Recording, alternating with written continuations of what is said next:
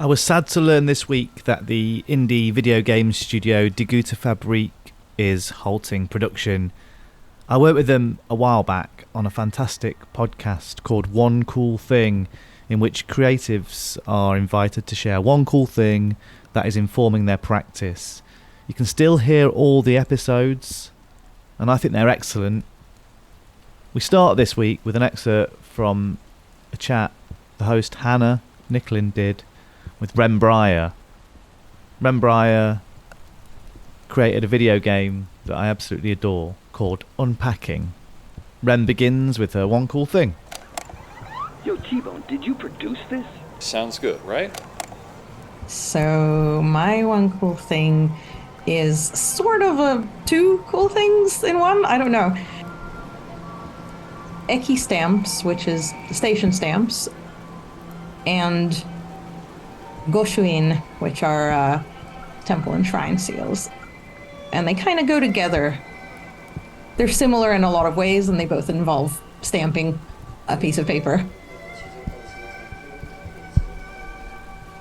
The station stamps, I looked it up. Apparently this started way back in like 1931 was the first time they had those. And when I spoke with my Japanese teacher and told her that I collected station stamps on my last visit, she was like, they still have these? Like, they're still a thing?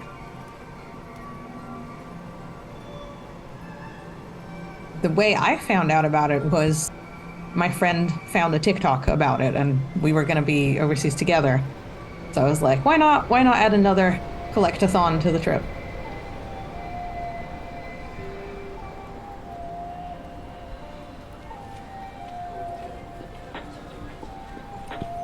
It's just something people do. It's a nice souvenir. There's like a specific booth you go to. So every time I go, I'm like hunting down this one specific spot. Sometimes the temples and shrines are pretty big. You don't know where this will be. You get a temple worker or a shrine worker.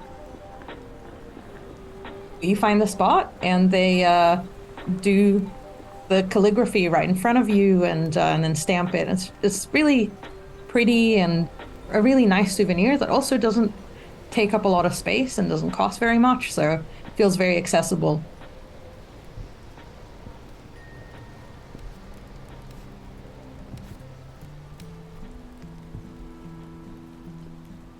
Unpacking, it came about from Tim actually moving in with me, and we were unpacking his things and we were like, oh, there's something game-like about this.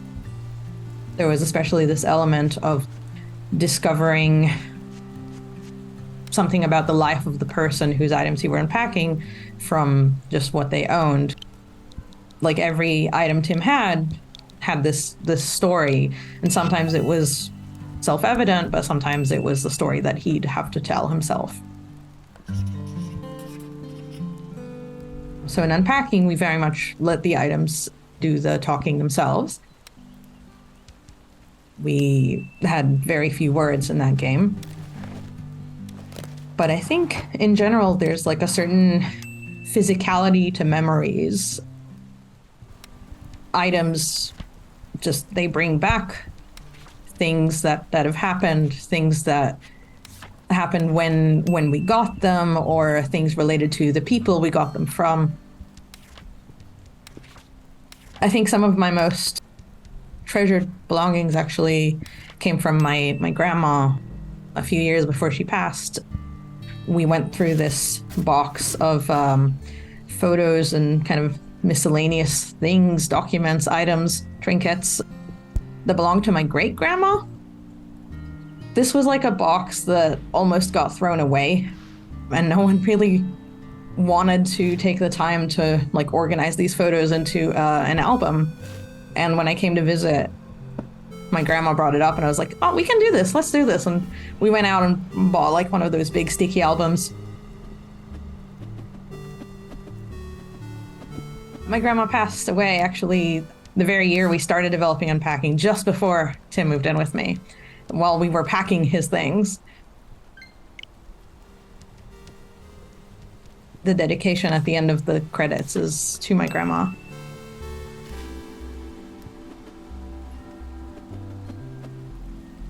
that experience of putting that book together was just like really meaningful to me.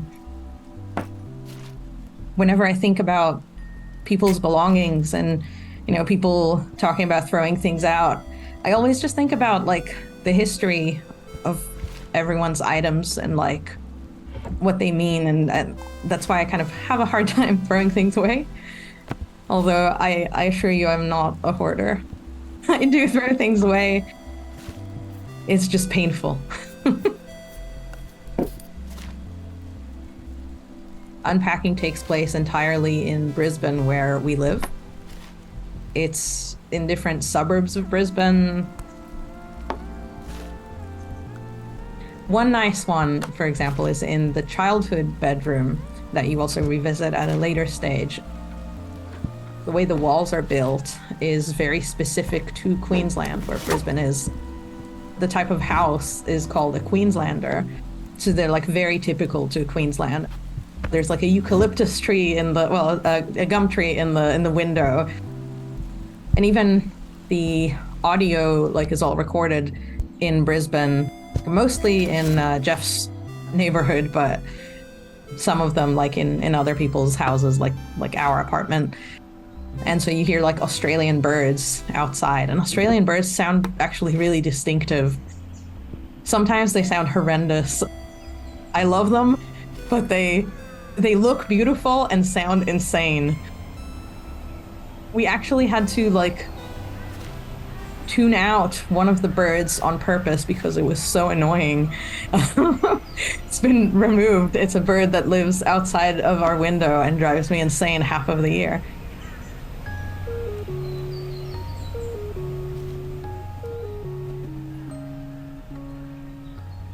If you do just listen to what's around you, you might be surprised by how much complexity there is in different sounds that can be heard and pleasure that can be heard. I'm Trevor Cox. I'm Professor of Acoustics at the University of Salford in Manchester, and I'm the author of Sonic Wonderland. It's an interesting thing because the bird calls in Australia are quite different. I mean, they're less melodious sort of tweeting, they're more sort of a bit screechier. They just sound a bit alien. And the sounds that we have around us are part of, you know, what makes us feel at home. In the same way as I move a country and it looks different, I will feel alien in that place. And so we do get that. If you move abroad and the bird song is different, you're suddenly transported. You're not in your hometown. And people can find those changes in sound, you know, a source of alienation. It can be too much, and you wish to go back to the tuneful songbirds of home.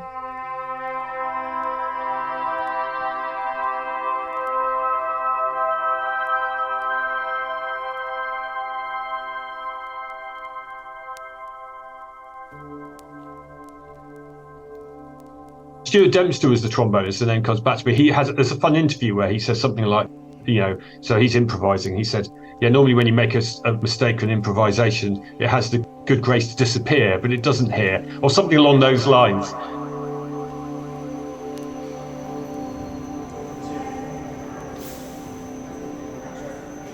Yeah, I didn't grow up near it, but I visited it as a kid. Yes, the Greenwich Hood Tunnel's great. I was actually in it probably about 2 years ago or something. As you go down it, you kind of suddenly are immersed in this sort of muddy super sound, and it just, the sound travels so far in there, and it's always got a lot of people in it usually, and so you kind of got this really kind of quite cacophonous sound going on, tremendous echoes in there. But I think that's true of lots of tunnels, that you go into them, and I think even as an adult you suddenly go, oh, this is fun. I think the sad thing about it is, in the most obvious examples, we sort of kind of get excitement for them, but maybe in the less obvious ones, we kind of tend to gloss over them. It's funny you mentioned that, because I was thinking about it, and I was thinking that, like, echo is one of the first phenomena that I've been able to explain to my kids, or just demonstrate to my kids. Yeah, I think with a kid, I mean, especially if you've got young toddlers, I mean, you take them into somewhere which is really reverberant. I mean, that could be a big atrium, or that could be a tunnel, or whatever it is. And they immediately start playing with it, which can be quite embarrassing as a parent, can't it? It might not be what you necessarily want to be hearing, but they immediately kind of do this naturally. I think as adults, we kind of lose that a bit. But even as an adult, I think I've been on holidays where people go, "Oh, there's an echo here," and you try it out. It's something we all like to try and do. We just don't do very often, I think. One of the things from reading your work and stuff is like you seem to be attuned to ambient sound or just a sound in general. Are most of us missing something? I think definitely, and I think it's exaggerated in modern worlds where we've got a lot of headphones. So what we're doing is tending to sort of kind of put on our podcasts or put on our music as we go out and about rather than listen. So for example, one of the pleasures for me for cycling is actually to not wear headphones when I'm doing that and actually listen to what's around me. If you do just listen to what's around you, you might be surprised by how much complexity there is in different sounds that can be heard and pleasure that can be heard. You know, it's I live in a busy urban city. I commute through that to work on a bike. If I hear birdsong, it's a kind of delight, but it's a slightly rare delight, unfortunately. I think there is something beautiful to listen to around you, more than just listening into people's gossip, which we all kind of like doing, but just listening to what you can, snippets of sound you can pick up.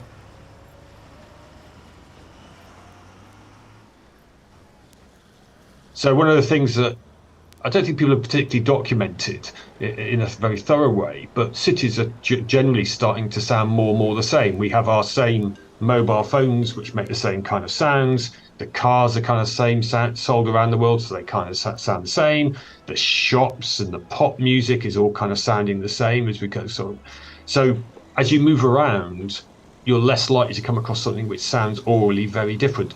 So the globalization is sort of kind of harmonizing what we're hearing and what we're also seeing.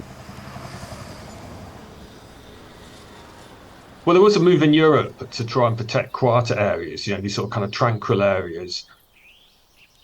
The idea being, I mean, basically, if you look at what's happening with traffic, is that as you get more congestion, people tend to sort of find back roads to try and avoid the gridlock, or they commute slightly earlier or slightly later. So you lose the quiet times of the day and you start losing the quiet locations.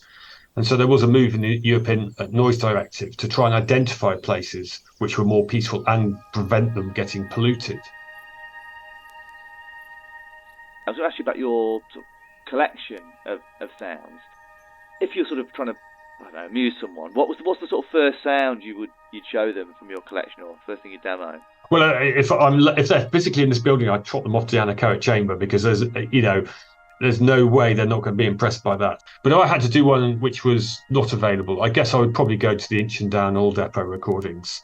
This is the place where I broke the world record for the longest echo, or to be strictly correct, the longest reverberation time. And I've had the pleasure of playing the saxophone a few times in there. And so you play a kind of nice bass note in there, and the note's going to last for over a minute. So it's got this really weird sound where you can do things like play chords and build them up yourself. You can play counterpoint against yourself if you're skillful enough. It's the sort of place where you probably want to play a lot of modal jazz, really. I'm not really a jazzist, but that would probably be the best way of doing it. And there's just something about when you play it, the whole place just fills up this smog of sound, and it just sounds unbelievably unusual. It's not something you hear normal. So that's probably what I'd pick as something which would just stand out and be, wow, that's really different. It's lined with concrete. So what they basically did is they tunneled out a side of the hillside in Scotland. So this was having shipping oil during World War II, and it was being protected from bombing raids. So it's basically 0.5 metre thick concrete against rock, which is the reason it's so reverberant, because that just doesn't really absorb sound, and it was sealed against the oil leaking. It's just this kind of most amazing space, because why else would you have one very big space with such bomb-proof construction? It's quite unusual, which is the reason the acoustic is, got a world record, because it's so different. I mean, you could go and find bigger spaces, like St Paul's Cathedral in London's bigger, but it's then got glass and wood in it, which then absorbs sound. It's the fact there's nothing in there to really much absorb sound.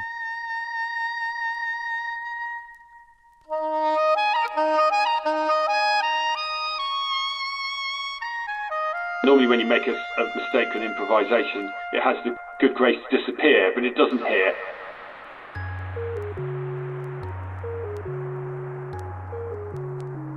Thanks to Trevor Cox for talking to me. I really recommend his book, Sonic Wonderland. It's been a big inspiration for this show. And also thank you to Wren Brier. Another thing I recommend is the game Unpacking that Wren designed.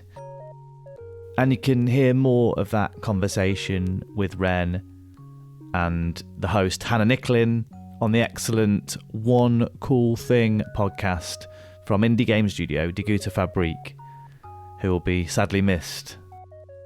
If you've enjoyed this podcast, then please leave us a review, give us a like, subscribe. It really helps people find the show. And if you're really feeling like saying thank you, then go to Tbone Productions and get some Sounds Good Right merch. It really helps me to be able to do this.